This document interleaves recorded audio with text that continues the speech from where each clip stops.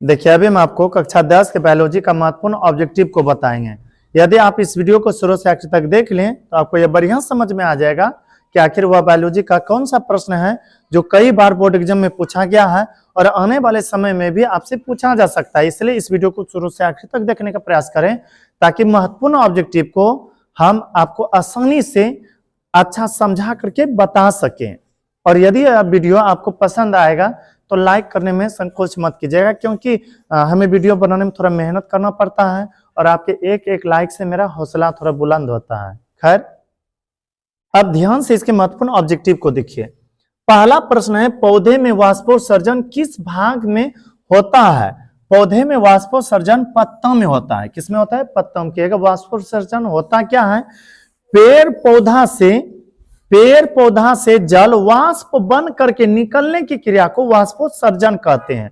और पेड़ पौधा से जो मुख्य रूप से जल निकलता है ना, भाप बन करके, वाष्प बन करके, वह पत्ता के माध्यम से, पत्ता के निचले भाग में छोटे छोटे कई रंध्र होते हैं, उसी रंध्र या स्टोमाटा से जल वाष्प बन करके निकलता है। इसलिए आपको याद रखना है, पौधे में वाष्पोत्सर्जन किस भाग में होता है? कहेगा पत्ता में। और पता है, एक पेड़, विश्वास नहीं कीजिएगा, यदि इतना बड़ा है तो वह कई लीटर एक दिन में जल निकाल लेते हैं, और बड़ा बड़ा पौधा है तो वह तो कई लीटर निकालते हैं, यानी को लीटर। तो खैर, जल वाष्प बन करके या वाष्प बना करके निकालने की क्रिया को हम कहते हैं वाष्पोत्सर्जन। फिर आगे प्रश्न है, मनुष्य में वृक्क एक तंत्र का भाग है जो संबंधित है। वृक्क या किडनी, वृक्क को ही हम लोग कहते हैं किडनी। यह उत्सर्जन का भाग है। किसका भाग है? उत्सर्जन का। आप कहेंगे उत्सर्जन क्या होता है? हमारे शरीर से अकार्बनिक पदार्थ या बेकार पदार्थ बाहर निकालने की क्रिया को उत्सर्जन कहते हैं। और जिस अंग के द्वारा या बेकार पदार्थ निकाला जाता है उसे कहते हैं उत्सर्जी अंग। और हमारे शरीर का सबसे बड़ा उत्सर्जी अंग है वृक्क या किडनी। क्या है? वृक्क या किडनी। तो प्रश्न था, मनुष्य में वृक्क या किडनी तंत्र का भाग है जो संबंधित है किससे? उत्सर्जन से। फिर आगे प्रश्न है, कौन सी क्रिया सभी जीवों के लिए अनिवार्य है? देखिए, प्रकाश संश्लेषण सभी में नहीं होता, वो आपको पता है, क्योंकि प्रकाश संश्लेषण की क्रिया पेड़ पौधों में होता है, मनुष्य में नहीं। वाष्पोत्सर्जन यह भी पेड़ पौधों में होता है। कैसे? जब पेड़ पौधे के वायवीय भाग या पत्ता से जल वाष्प बन करके निकलता है तो उसे कहते हैं वाष्पोत्सर्जन। श्वसन होता है सभी जीवों में। पेड़ पौधों में भी श्वसन की प्रक्रिया होता है। वह दिन भर कार्बन डाइऑक्साइड लेता है, ऑक्सीजन छोड़ता है, रात में ऑक्सीजन लेकर के कार्बन डाइऑक्साइड छोड़ता है। मनुष्य में भी श्वसन होता है, सभी जीव जंतुओं में श्वसन होता है। इसलिए यदि आपसे पूछे ना कौन सी क्रिया सभी जीव जंतुओं के अनिवार्य है, कहेगा श्वसन। फिर आगे है, मैग्नीशियम पाया जाता है। क्या आपको पता है पत्ते का रंग प्राय कैसा होता है? कहेगा सर जी, तो पता है, हरा होता है। पत्ता का रंग जो हरा होता है क्लोरोफिल के कारण से होता है। किसके कारण से? क्लोरोफिल के कारण से। और क्लोरोफिल में ही मैग्नीशियम पाया जाता है। क्या पाया जाता है? मैग्नीशियम तत्व। तो प्रश्न क्या था? मैग्नीशियम पाया जाता है किसमें? क्लोरोफिल में। यदि आपसे कोई पूछे ना कि क्लोरोफिल में कौन सा तत्व पाया जाता है, कहेगा मैग्नीशियम। क्लोरोफिल का ही दूसरा नाम है पर्णहरित या हरित लवक। फिर आगे प्रश्न है, मानव हृदय में पाए जाते हैं 3 बेस में, 2 बेस में, 4 बेस में, 5 बेस। 4 बेस में पाए जाते हैं। कहेगा सर बेस में क्या होता है? आपको पता होगा कि हमारा जो हृदय है, हृदय में होता है एक और ऊपर हो गया दायां अलिंद, फिर इधर दायां निलय, बायां अलिंद, बायां निलय, 2 अलिंद 2 निलय होते हैं। और इसी को कहते हैं वेश्म या चैम्बर। 1 2 3 4। मनुष्य के हृदय में, जैसे कि हम लोग घरेलू भाषा में दिल कहते हैं, इसी को ऐसे बनाने का प्रयास करते हैं। हालांकि हम भी पूरा परफेक्ट नहीं बना पाए हैं। मनुष्य के हृदय में पाए जाते हैं कितने वेश्म? 4 वेश्म पाए जाते हैं। फिर आगे है, प्रकाश संश्लेषण द्वारा किसकी प्राप्ति होती है? प्रकाश संश्लेषण के द्वारा पेड़ पौधे को ग्लूकोज की प्राप्ति होती है। किसकी प्राप्ति होती है? ग्लूकोज। यही पेड़ पौधा के लिए ऊर्जा के रूप में सहायक होते हैं। यदि आपसे पूछे ना प्रकाश संश्लेषण द्वारा किसकी प्राप्ति होती है, कहिएगा ग्लूकोज का। ग्लूकोज कहिए या ग्लूकोज एक ही होता है। मत्स्य, मत्स्य का तो मतलब जानते होंगे मछली होता है। मत्स्य का मुख्य श्वसन अंग है। देखिए हम लोग जो श्वसन लेते हैं वह मुख्य रूप से फेफड़ा के सहारे, कहिएगा सर नाक। नाक श्वसन अंग में सहायक अंग है, न कि आपका प्रमुख श्वसन अंग है। ऐसे जो खींचे फेफड़ा खींचा है, न कि आप का नंग खींचा है। फेफड़ा वाला कम छोड़ करके नंग खाली खींचे तो नहीं खिंचाएगा। तो मत्स्य का मुख्य श्वसन अंग जो है वह है गिल्स या गलफरा। गिल्स या गलफरा कहेगा ये होता है कैसा? तो देखिए मान लीजिए कुछ समय के लिए कि यह मछली है, थोड़ा मोड़ा किसी तरह से बना लेते हैं। ये मछली है, आपको पता होगा कि यहाँ आंख होगा, आंख के ठीक पीछे इस तरह से जो होते हैं इसके अंदर होते हैं लाल लाल संरचना, जिसे गलफरा कहते हैं। कई लोग इसे खाते हैं और कई सारे लोग फेंक देते हैं। यह लाल कलर का होता है। मछली जब 2-3 दिन का हो जाता है ना, या धीरे धीरे व्हाइट कलर में परिवर्तित होने लगते हैं।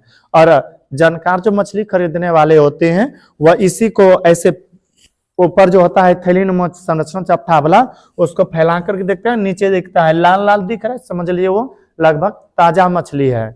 और ज्यादा लाल नहीं दिख रहा है, समझ लीजिए वह ताजा मछली नहीं है। खैर मत्स्य का मुख्य श्वसन अंग क्या है?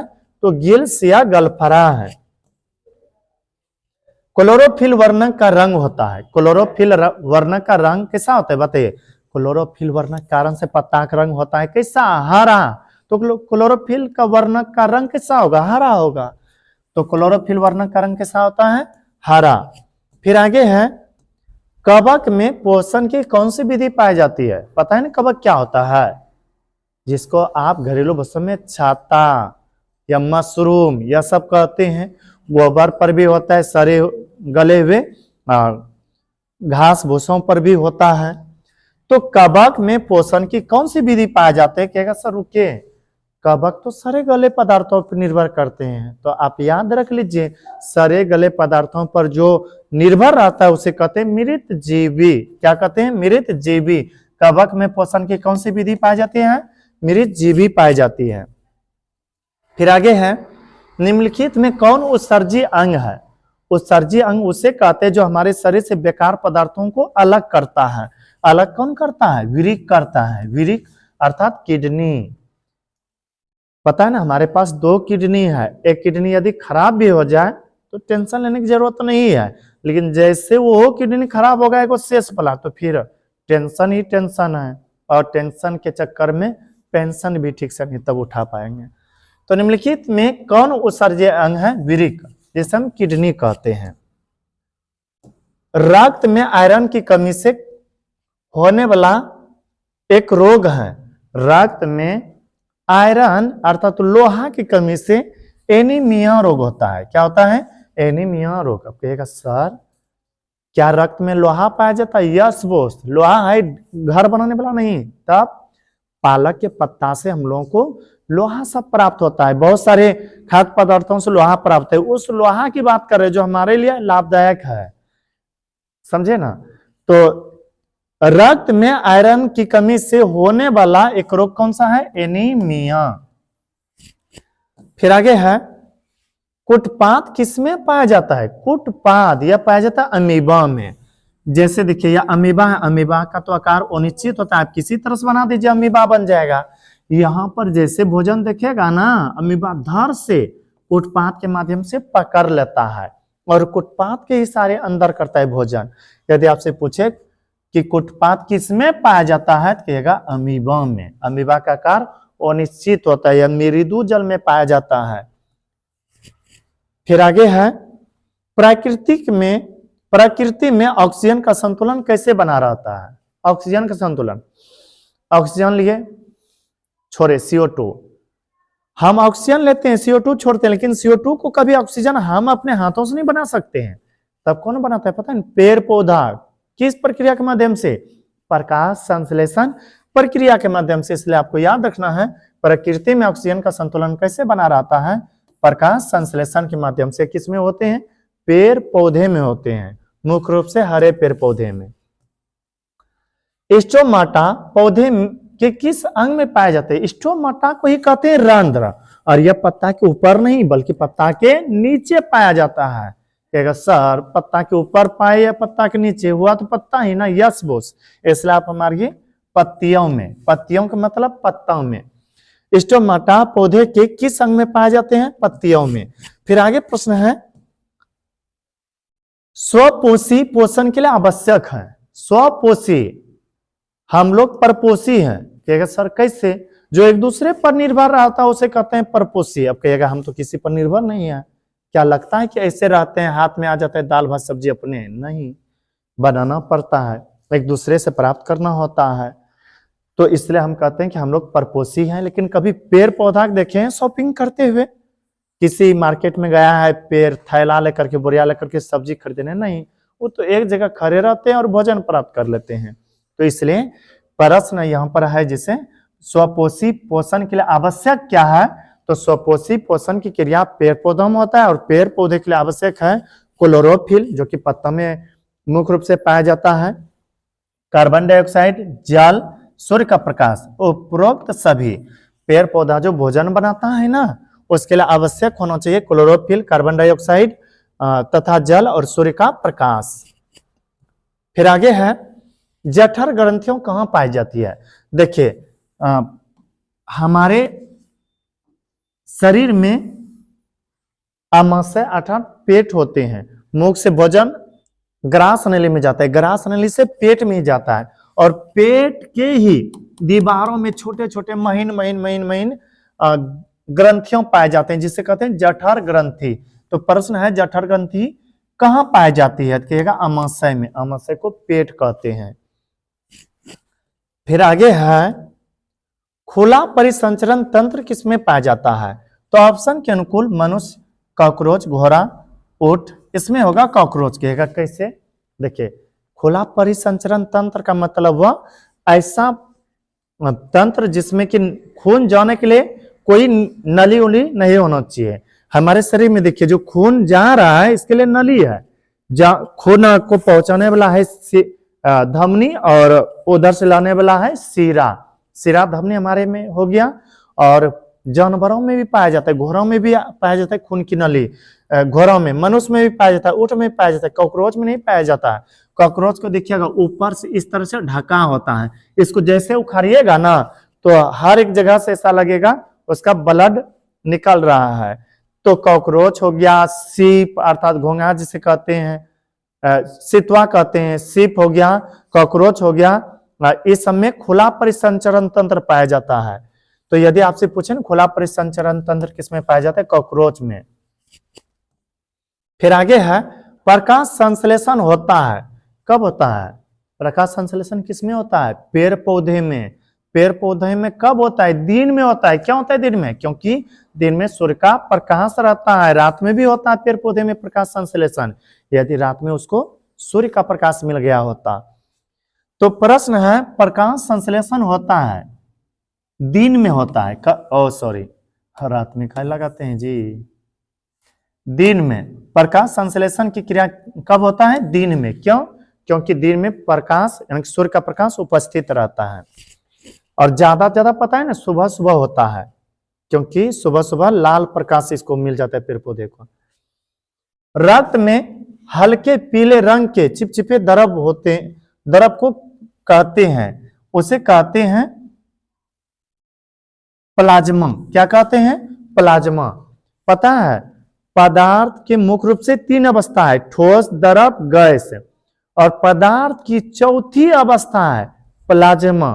क्या है चौथी अवस्था, प्लाज्मा।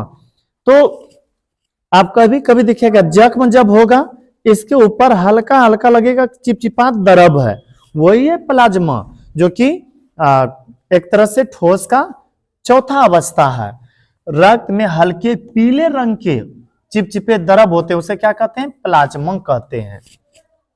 फिर आगे है प्रश्न, वीर्य के संरचनात्मक एवं क्रियात्मक इकाई को कहते हैं? वृक्क समझते हैं ना, जिसको किडनी कहते हैं, या हमारे शरीर से बेकार पदार्थ को बाहर निकालने का प्रयास करता है।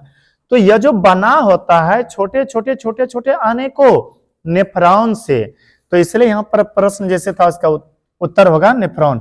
अब प्रश्न क्या था? वृक्क के संरचनात्मक एवं क्रियात्मक इकाई को कहते हैं नेफ्रॉन कहते हैं। क्या कहते हैं? नेफ्रॉन। कैसे? सोचिए, घर के संरचनात्मक या क्रियात्मक इकाई पूछे तो क्या कहिएगा? सर घर तो ईंट से बना है, ईंट हो जाएगा। और किससे बना है? बालू, सीमेंट, छड़, यही ना, यह सब संरचनात्मक एवं क्रियात्मक इकाई है। उसी तरह से हमारा जो किडनी बना है, किडनी की संख्या 2 होता है, यह बना हुआ है नेफ्रॉन से। किससे बना है? नेफ्रॉन से। इनमें किसके द्वारा अमीबा में भोजन ग्रहण होता है? बताइए, किसके द्वारा अमीबा में भोजन ग्रहण होता है? अमीबा का आकार अनिश्चित होता है, कि ध्रुव भी भोजन देखता है, कुटपाथ के माध्यम से पकड़ लेता है और इसी के द्वारा अंदर करता है। तो यदि आपसे पूछे ना कि इनमें किसके द्वारा अमीबा में भोजन अंतर ग्रहण होता है, कहेगा कुटपाथ के द्वारा। किसके द्वारा? कुटपाथ के द्वारा। फिर आगे है, रक्त का थक्का बनाने में सहायक होता है। कहेगा सर थक्का बनाने में तब तो प्लेटलेटस सहायक होगा। देखिए, प्लेटलेटस को ही कहते हैं रक्त बिंबाणु। क्या कहते हैं प्लेटलेटस को? रक्त बिंबाणु। कहेगा सर थक्का बनाने से हमको क्या फायदा है? अब यह नहीं सोचेगा थक्का बनाने का मतलब शरीर में ही थक्का हो जाना, तब तो हम मर जाएंगे। जब कभी कटता है ना शरीर का कोई भाग, वहां खून बहता है, तब तक बहते रहता है जब तक यह खून जम ना जाए। सही बोले सर, यही खून जो जमता है इसी को कहते हैं थक्का बनना। और थक्का बनाने में सहायक होता है रक्त बिंबाणु या प्लेटलेटस। किसी व्यक्ति में प्लेटलेटस या रक्त बिंबाणु बहुत कम होता है, या किसी में तो होबो नहीं करता है। तो फिर जब उसका कट जाता है ना कोई अंग, बहुत देर तक ये बहते रह जाता है खून। फिर आगे है, पाचन क्रिया पूर्ण होती है। पता है पाचन की क्रिया शुरू होता है मुख से आगे ग्रास नली में, ग्रास नली से छोटी, ग्रास नली से अमाशय में, अमाशय से छोटी आंत, छोटी आंत से बड़ी आंत, और छोटी आंत में ही भोजन पच जाता है। तो यदि आपसे पूछे पाचन की क्रिया पूर्ण कहाँ होती है, तो कहेगा छोटी आंत में। आहार नाल के सबसे लंबे भाग है छोटी आंत। फिर आगे है, एक वयस्क मतलब स्वस्थ, एक स्वस्थ मनुष्य के कितने दांत होते हैं? एक स्वस्थ मनुष्य, एक वयस्क मनुष्य जो होते हैं ना, उसके मुख में 32 दांत होते हैं, जबकि दांत 4 प्रकार के होते हैं। कितने प्रकार के? 4 प्रकार के होते हैं। कौन कौन सा? आगे जो होता है आपको पता है ना, वह है करतनक, फिर साइड में भेदक, फिर अग्र चर्वनक। तो दांत 4 प्रकार के होते हैं, लेकिन होते हैं कुल कितना? 32। फिर आगे, मछली के हृदय में कोष्ठकों की संख्या होती है। मछली के जो हृदय होते हैं ना, उसमें कोष्ठक 2 होते हैं। कितने कोष्ठक होते हैं? 2। यदि आपसे कोई पूछे मछली के हृदय में कितने कोष्ठक होते हैं, तो कहेगा 2। जबकि मनुष्य में कितने कोष्ठक होते हैं? 4 होते हैं। स्वाद कलियों पाई जाती है। देखिए, जी जो है ना, जी के ऊपरी सतह पर छोटे कली होते हैं, उसी को कहते हैं स्वाद कलियों। और इसका कम होता है भोजन से स्वाद ग्रहण करना। हम जो दाल भात सब्जी या कुछ भी खाते हैं, पेट को छू करके नहीं खाते, मजा आ रहा है, लेकिन मुंह से मजा आता है, मुंह ही स्वाद करता है। आप क्या खाए नहीं खाए वह पेट अभी नहीं बता रहा होगा, जब खाए होंगे ना उसी समय मजा आया होगा। हम जो महंगा पदार्थ खाते हैं वह सिर्फ शरीर को ताकत या पेट भरने के लिए नहीं, स्वाद ग्रहण करने के लिए। स्वाद यदि न मिले ना तो अच्छा चीज हम लोग नकार देते हैं। तो स्वाद कलियां पाई जाती है जीभ के ऊपरी सतह पर, और यही स्वाद कलियां कभी कभी चाय पीने के कारण जब हल्का जल जाता है ना, 2-3 दिन तक सब्जी का स्वाद नहीं मिलने लगता है। तो स्वाद कलियां कहाँ पाए जाते हैं? जीभ के ऊपरी सतह पर। बस इस वीडियो में इतना ही। यदि यह वीडियो आपको अच्छा लगा हो तो हमारे वीडियो को लाइक कीजिएगा, और अभी तक यदि चैनल को सब्सक्राइब नहीं किए होंगे तो कर लीजिएगा, ताकि जो भी इस तरह से वीडियो अपलोड करें वह आप तक आसानी से पहुंच सके। और मिलते हैं किसी अगला वीडियो में, तब तक के लिए धन्यवाद।